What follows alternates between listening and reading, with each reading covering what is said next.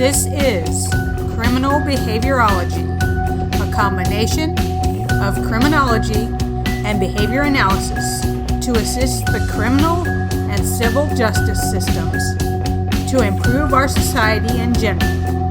A podcast like no other. Here is your host, Timothy Joseph.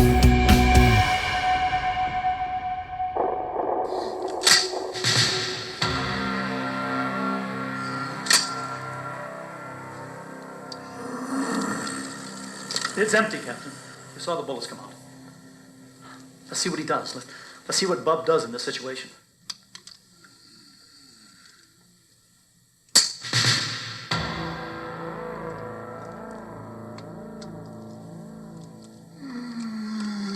Jesus Christ.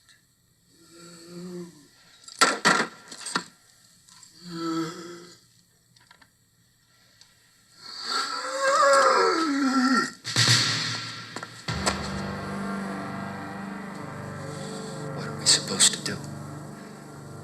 Teach him tricks? What the f*** you people? They're dead! They're dead, and you want to teach them tricks? They have to be rewarded, Captain. Why else will they do what we want them to do? I don't want them to do anything but drop over! Yes, well, apparently they're not inclined to do that for you, Captain. Is this your progress? Is this the that's supposed to knock our socks off? It's the beginning, yes. It's the bare beginning of social behavior. Civilized behavior. Civil behavior is what distinguishes us from the lower forms. It's what enables us to communicate, to go about things in an orderly fashion without attacking each other like beasts in the wild. Civility must be rewarded, Captain. If it isn't rewarded, then there's no use for it. There's just no use for it at all.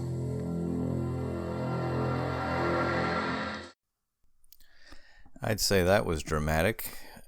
This is your host, Timothy Joseph, for Criminal Behaviorology, and you just heard a small segment from the 1985 George Romero film Day of the Dead. Apparently it's been remade, I believe, since, but this was the one I remember watching, and a rather entertaining picture about zombies having taken over the world, and of course a mad scientist who's really a behavioral scientist trying to find a way to make them behave. And that little segment, you saw some of the controversies that you could imagine would result from such a mission. If you haven't seen the film, maybe you should check it out sometime. The reason I'm playing it for you is something I came across, and maybe you think this is a bit of a silly subject matter, but I think it makes the point, actually, if you get past the supernatural elements of it and just let your imagination stretch a little bit. We are approaching the Halloween season. We're in the Halloween season, so we're headed toward the day itself, and I happened to come across something from the AubreyDaniels.com website. Aubrey Daniels, if you don't know him, look up some of his work, important work with behavior analysis and organizations, some of those areas. Very interesting stuff, very pertinent stuff for working with organizations and organization behavior management in today's time period. There was an article, I guess you could say they're blogs now, on the AubreyDaniels.com by Kenan Andy Lattal, Lattal. He's from West Virginia University, and the title was How to Shape a Zombie. How to Shape a Zombie. About Dr. Lattal, Dr. Lattal is a Centennial Professor of Psychology at West Virginia University. He received his Ph.D. degree in Experimental and Clinical Psychology from the University of Alabama, joining West Virginia University faculty in 1972. He's authored 140 research articles and chapters on conceptual, experimental, and applied topics in behavior analysis, and edited 7 books and journal special issues, including the American Psychological Association's Memorial Tribute to B.F. Skinner. He has mentored 40 doctoral students and has served as coordinator of West Virginia University's Behavior Analysis Program from 1982 to 2012. So he wrote How to Shape a Zombie in about 2014. And I went ahead and asked him to be a guest, but he is staying in Japan right now, so the hours time difference would not make for a very good interview. But he was nice enough to write back with some email questions that I had about this particular post, and I'm going to go through it, and then I'm going to read Dr. Lattal's responses to my email questions. This is How to Shape a Zombie. Yes, I know that one is supposed to say how to shape zombie behavior, but hey, it's Halloween and weird things happening are okay. And what could be weirder than thinking about how to shape the behavior, see, got it right, of a zombie? Where to start? First, you need a zombie. You have 2 choices. Catch one coming to your house disguised as a trick-or-treater. They often do that at this time of year, but don't be fooled and mistakenly grab a human disguised as a zombie in a botched discrimination reversal failure. Or go to where there is reputedly the largest zombie population on Earth, Haiti. Either way, you'll need to refer to the latest version of, this is an actual source here, Guidelines for the Housing and Care of Zombies, Ghoul 1833, which will tell you how to keep your zombie healthy. Does it really matter? And happy. Where you keep your zombie is your business, but I wouldn't keep it upstairs, especially at night. Next, you'll need a place to work with your zombie. I recommend some place from which you can escape quickly if things get dicey, as they often do with zombies, as we've seen in zombie movies.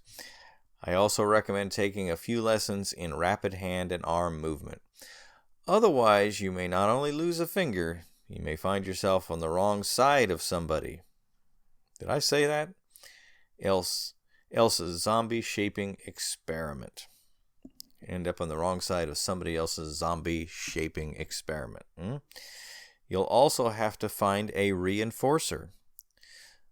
Zombies, as is well known, strongly prefer human brains. Brains! Don't even think about using human brains as the reinforcer. And the truth of the matter is, zombies are really pretty stupid. Pardon the labeling and the mentalism, and can be easily fooled. I recommend substituting roadkill, but wear rubber gloves and a mask for obvious reasons.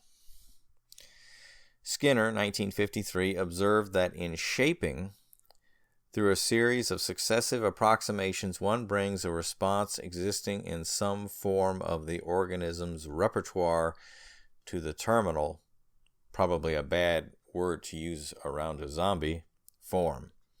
So we'll need to select a response for shaping. Applying to the living dead the same principles that applies to living humans in applied settings, it is desirable to study a response with some social relevance. And that, of course, refers to Bear, Wolf, and Risley, 1968.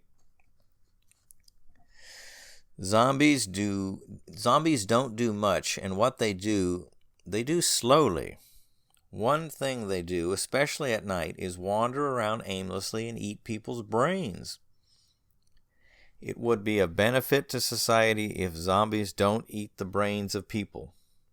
Well, at least most people. Thereby not only disrupting families and society, but also creating more zombies.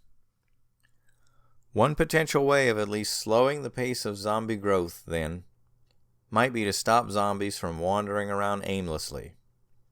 Or not so aimlessly as well. To do so, we could shape staying in one place, sitting. Indeed, this could be the beginning of a whole campaign to control zombies. Maybe with the slogan, quote, "Keep 'em in their seats and off our streets," unquote. Right. With reinforcer in hand and target response selected, let the fun begin. At least for you. But not, of course, for the zombie. Need I remind you that they have no life. Navigate your zombie. Carefully watch those fingers to the workspace. It is highly unlikely it will sit at first, which is good news because this is what you want to teach the zombie to do. Don't let it mindlessly, again excuse the mentalism, but with zombies it probably is true, wander off so that you lose all control. Realize it does no good to instruct your zombie to sit. Their behavior is notoriously unresponsive to human verbal commands. Besides, most probably don't speak English anyway. So just start shaping. Follow the well-established principle of delivering reinforcers over time for responses that are closer and closer approximations to the target response, while withholding reinforcers when the response drifts from the one targeted. Just like the children's game of you're getting warmer, colder, except substitute zombie for child and roadkill or its withholding for warmer, colder. Remember to deliver the reinforcers with some care. Remember to deliver the reinforcers with some care. No fingers in zombie mouths. And on the subject of reinforcer delivery, normally one is very concerned about immediately reinforcing successive approximations to the target response. Temporal frameworks are different with zombies. They don't die, nor are they really alive. So their internal clocks, which, by the way, they have to restuff in their heads from time to time as their faces wear off, are set differently. Read, all messed up, than the really living. The point is that immediacy of reinforcement for a zombie may be 20 hours after a response. I think that all messed up line is a reference to a line from the new movie Night of the Living Dead where a guy referred to a sheriff trying to hunt the zombies down and said they were all messed up. Movie trivia. It is just because of this latter point that shaping may take a long time, several years in fact. So sit back, relax, and enjoy the behavioral process, knowing that in the end you will have a zombie who will sit in a chair. Lucky you. And happy Halloween from the Aubrey Daniels Institute. Well, that's all in good humor, but I think it does make the point about basic shaping of behavior and that it could even apply to zombies. And I found it interesting that in George Romero's movie, that same basic idea, I'm not sure if Dr. Lattal had encountered that, but that idea was in that movie, and that sparked my interest. Most movies do not portray those in behavior analysis or behavioral science in a positive light, and in the Day of the Dead, it was kind of a mad scientist under stressful conditions trying to save the world from zombies. So that's how to shape a zombie. So I emailed Dr. Lattal, and I'm going to go over some of the responses that he gave. I asked him, does he prefer Andy or Kenan Lattal? he responded, "Curse the middle name. My mother preferred Andy, so Andy it is to this day." I asked, "Are you still writing for the Aubrey Daniels Institute? What is the mission of this organization, and what has been your input?" He said, "No, the Institute closed its doors about 4 years ago and then shut down the separate Institute website. I wrote for them until the Institute closed. Aubrey wanted to move more into primary education and so decided to put his effort into that. If you like the zombie blog, try the one on Skinner's twin brother, which I also wrote on the same site. I had such fun with those humorous ones and was very appreciative of Aubrey's flexibility in letting me write for them. But I also equally enjoyed writing the more serious ones about the science and philosophy of behaviorism. It was a great experience. Now I'm writing a regular blog for ABA Technologies, but I have not tried my wit on that site. I will. I asked him what prompted your interest in using zombies as an example to explain shaping of behavior. I wanted to do something, quote, special, unquote, for Halloween that would be of general and seasonal interest, and also be a little humorous. I was teaching a course in the experimental analysis of behavior that semester, and for Halloween, I always make an appearance as Pigeon Man, delivering M&Ms as treats to the class. I guess it sort of fell out of the whole Halloween spirit. As I recall, zombies were big in the culture at large at the time, so I thought I should keep up with the times. Well, good. So I asked him, why is the concept of shaping important? Do you think it is misunderstood as a concept? He wrote, "It is probably our most valuable tool and our greatest contribution to the bettering of human condition. I don't know that it is misunderstood, just not understood. Once it is explained to people, most seem to get it, at least in principle. Many people really don't know how to do, I thought, simple though it is in principle. Most people don't really know how to do shaping, I thought, though it is simple in principle. How many times have we seen someone try to teach someone something, and it is obvious they don't know about shaping or don't know how to do it? I love to watch students learn to shape. It is like they are being shaped as much as the pigeon is. And when they get it, the light bulb goes off. So, this is what you mean about shaping. If I could give every new person encountering behavior analysis for the first time the opportunity to shape a pigeon's key peck, I would be a happy man, and they would be better behavior analysts for the experience." Then I asked, "You mentioned social relevance as being significant in terms of how to redirect a zombie behavior. What makes social relevance important, and how do we determine what might be socially relevant in one case or another?" He wrote back, "Oh, good question.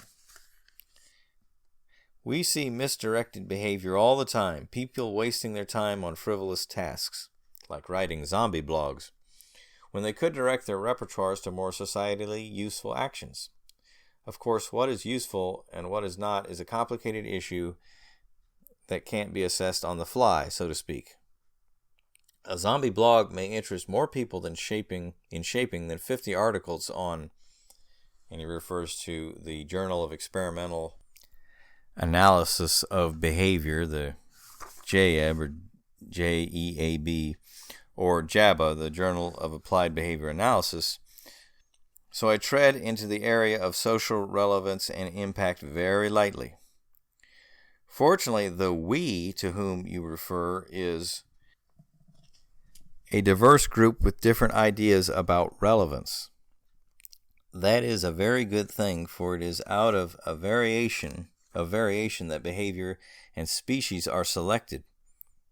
If we have too few people making too many rules about what is a good application of something and what is not, we lose our variation, diversity, and the discipline will suffer if not undergo extinction. I am first and foremost a basic scientist. I hate it when people ask me to tell them the relevance of what I do. I am helping build the science of behavior, and there are people far more insightful than me who can or cannot figure out how to apply it. Then I wrote to him in an email question. You wrote you may have to, quote, navigate, unquote, the zombie, and it does no good to instruct them just to sit. Is the use of physical prompts to shape a behavior the first step? How does one go about deciding where to start in terms of shaping behavior, and how fast one should proceed from one step to the next? He wrote back, my short answer is either yes or it depends. Instructions can be useful and can save time. We all know their limitations too. Zombies don't have much of a verbal repertoire, at least the ones I know. How many does he know? So one has to figure out how to change their behavior by other means. You can tell a zombie all day not to eat that brain, but guess what? One starts at the beginning of a course, and the beginning is idiosyncratic to organisms and circumstances. I think you look and see what you have at the start, and you have a well-specified target behavior at the end. One of my undergraduate stars spent the better part of an academic year teaching shaping, and he describes it 2 pigeons on a task in which one had to stand on a platform and allow another to eat, after which they had to change places. She just reported the project at the ABAI Stockholm meeting. Well, I was just there. When the pigeons started, they wouldn't even stand on the table. They kept flying away. But over the year, they shaped the graduate student to shape them into a calm, cool, and cooperative pair, eating and sharing each session away. In this era of political correctness, it would be best not to engage the zombie in physical contact if it can be avoided. Lawyer zombies will eat your brains out. More generally, one rarely needs physical contact to help to shape responding. In my experience, at least with pigeons, if physical contact helps and it gets the behavior going and it is within ethical guidelines, go for it. I asked, what is the significance of temporal frameworks in shaping? Do you find people are frustrated in the success of shaping because, with zombies or people, the progress can be so slow? So his answer to that question was, when my students tell me they are having trouble shaping their zombie, and it is because the zombie has no brain and can't learn, I either remind them of Skinner's dictum that the subject is always right, or I demean them by telling them it is a poor shaper who blames the zombie. If things are slow or are not going well, admittedly, it could be the zombie. But the zombie is the last place to look. Ours is a science of environmental determinants, making the environment the first place to look. And the most prominent feature in that shaping environment is the shaper, assuming that the reinforcer is really a reinforcer and the physical features of the environment are conducive to learning. The shapee, that would be the zombie, does exactly what the shaper is asking. So if things aren't going well, start doing things differently. Like any learned response, shaping requires practice to become an expert. Shaping is at this point as much art as science. There are very few papers regarding the shaping process. A particularly good one he has attached, and I'll go ahead and put the link for that one, done long ago by Dave Eckerman and colleagues. Some of the really cool stuff on shaping has come from computer versions of shaping by people like Joe Pear at the University of Manitoba in Canada. So that last sentiment, he's pretty much describing how you could say the customer is always right, or it's not the student, it is the teacher. It is the environmental contingencies that we're putting in place that are making the difference. So just to blame the subject, if you can use that term, or the zombie, or whatever you're trying to shape, does us no good.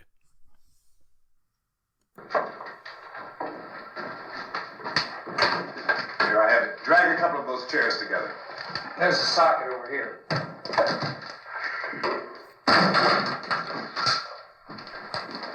You better watch this and try to understand what's going on. I don't want anyone's life on my hands. Is there anything I can do to help? I don't want to hear any more from you, mister. If you stay up here, you take orders from me. And that includes leaving the girl alone. It's on, it's on. There's no sound. Play with the rabbit ears. His reports, incredible as they seem, are not the results of mass hysteria. Mass hysteria. What do they think? We're imagining all this? Shut up! In all parts of the country. The wave of murder which is sweeping the eastern third of the nation is being committed by creatures who feast upon the flesh of their victims. First eyewitness accounts of this grisly development came from people who were understandably frightened and almost incoherent. Officials and newsmen at first discounted those eyewitness descriptions as being beyond belief. However, the reports persisted.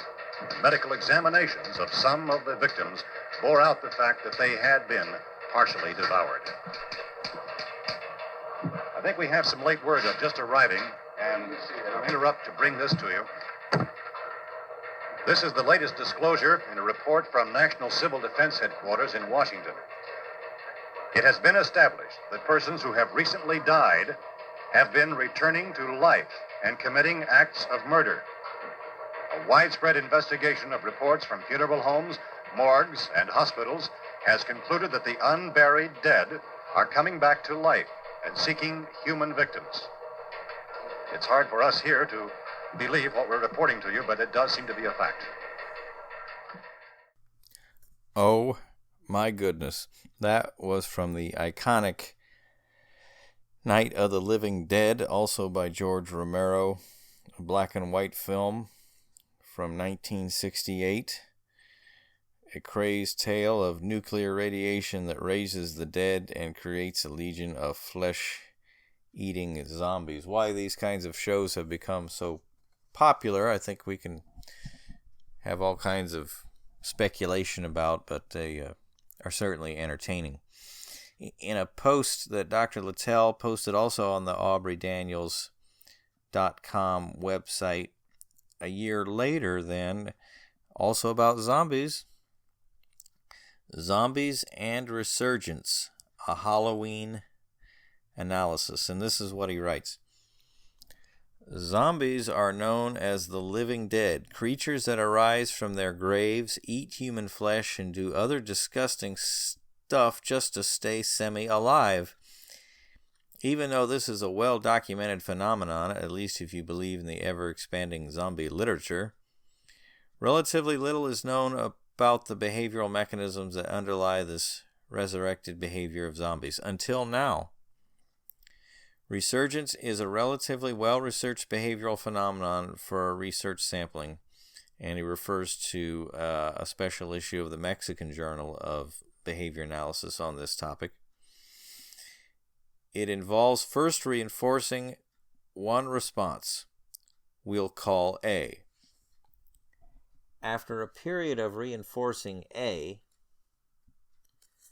that response is extinguished. Reinforcement is discontinued. And a second response, B, is reinforced. When response B subsequently is extinguished, response A transiently recurs before diminishing to zero. Responding is transient because response A is not reinforced. Were it reinforced, of course, it would be likely to continue. The recurrence of response A defines resurgence. And by the way, I think resurgence is an appropriate term and concept to talk about when discussing zombies, in my own thoughts. As several of the articles in the aforementioned special issue and many others published in other journals attest, Resurgent has provided a model for the relapse of problem behavior such as drug or alcohol addiction, as well as a model for creativity and problem solving. And now a model for zombie behavior. How cool is that? Zombies, before they were zombies, were pretty much normal Josephs and Josephines. These, by the way, are meant to be the French versions, masculine and feminine, of Joe. I use these because, as is well known, the concept of zombies, pardon the pun, arise from the voodoo culture, and everyone associates voodoo with Haiti, where a French dialect is spoken. So these to-be zombies are going along, behaving as people do, walking, eating, and all the other stuff that goes along with the Homo sapiens label, until one day, for whatever reason, they up and die. Dying is the ultimate extinction, as Skinner puts it, more or less. Death is the reduction in the probability of a response to zero, Skinner wrote in Science and Human Behavior. So, what was is no more. Believing in the afterlife, as many voodoo practitioners do, one can assume that some kind of alternative behavior, response B in the above example, begins at their earthly demise. Because behavior does not occur without reinforcement, we can further assume that whatever unearthly behavior was going on and was maintained by some type of reinforcement contingency. But how, you now ask, can behavior be maintained if someone is dead? Well, it can't, or at least not for long. So what happens as the dead behavior, B, is extinguished? Why, previously reinforced behavior recurs, of course. And what was previously reinforced, then wandering around and trying to find unusual stuff to eat. But there is a problem. Zombies walk weirdly and they eat human flesh.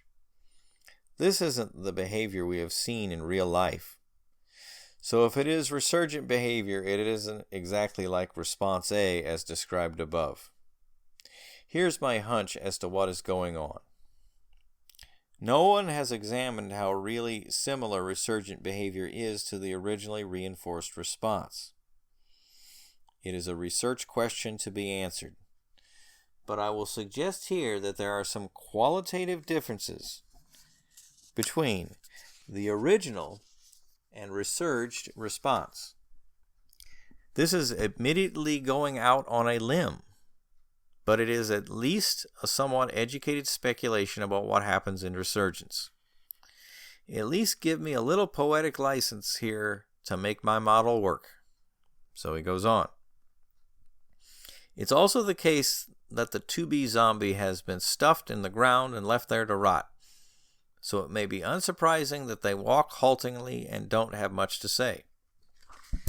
As for the eating of human flesh, it isn't hard to imagine either the taste buds have been affected by their forced subterranean sojourn, or maybe it is just a generalization gradient because it has been said that, and I certainly would not know, human flesh tastes like chicken.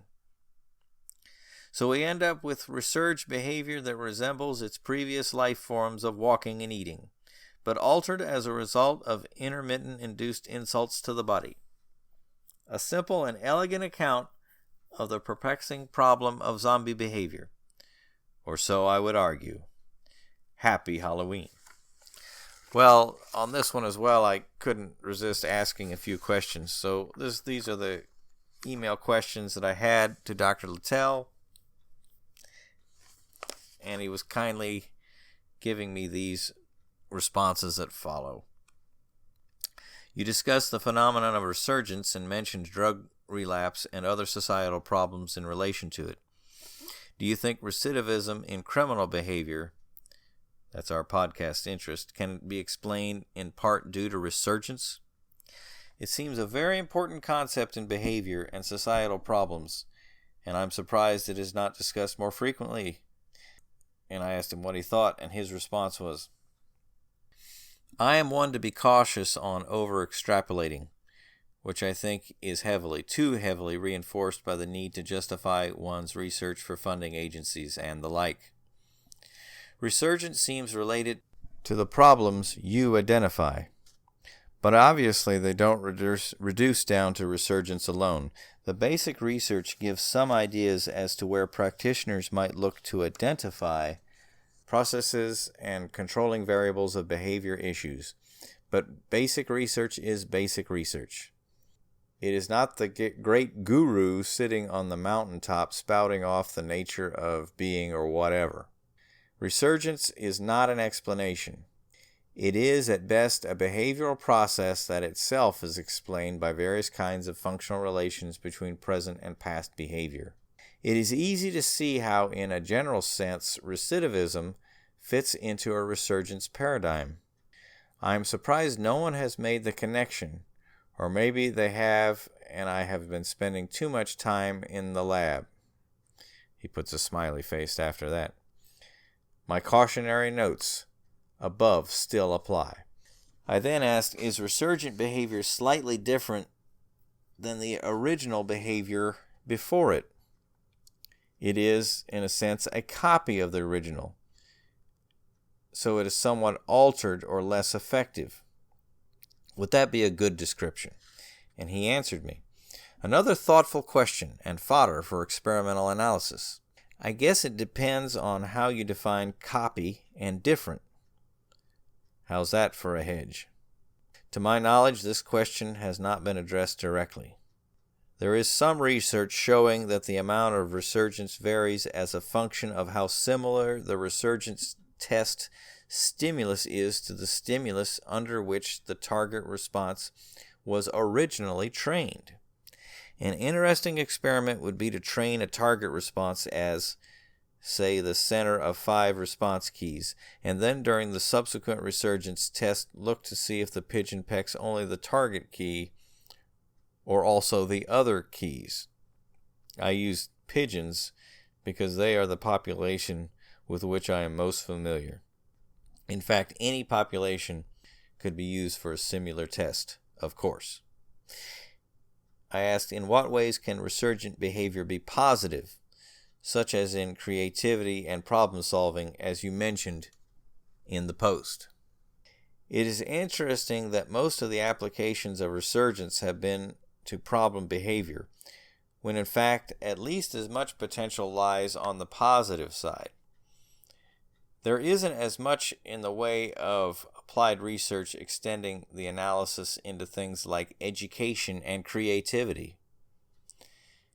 One of our current West Virginia University graduate students did a very creative master's thesis in which she examined resurgence of using different kinds of solutions to quadratic equations as a function of students' histories of quadratic equation problem solving. Who knows? Maybe we could resurge zombies' lost pro-social skills under the right conditions. And I think that leaves us on a good note here, because behaviorism is all about having some kind of hope. It is about analyzing the problem even when it's pretty much hopeless, like it is for zombies, and steadily improving behavior. So I hope you've enjoyed this and maybe got a little bit regarding shaping and regarding resurgence, and feel a little bit more confident about our zombie problems, which in reality only exist in our own imagination. However, I will leave you with the not so comfortable segment of the 1979 film Zombie by Italian director Lucio Fulci. Not rated. Something to maybe give you some anxiety at night, or otherwise wish you a very happy Halloween. The latest news. The situation here in New York City since the discovery of the first zombie is getting worse by the hour. There's chaos in the streets. The National Guard cannot control the situation. In every borough of the city, from Brooklyn to Manhattan, from Harlem to Queens, the zombies are taking over. The governor has declared a state of national emergency and has asked the president for immediate assistance. The zombies are everywhere. There seems to be no way to stop them. The city is at their mercy. According to the latest report from police headquarters, the infected creatures are gathering in and seem to be heading towards Central Park. Barricades have been thrown up throughout Manhattan. General Steiner, the National Guard, has said that bazookas will be used if necessary. I've just been informed that zombies have entered the building. They're at the door. They're coming in.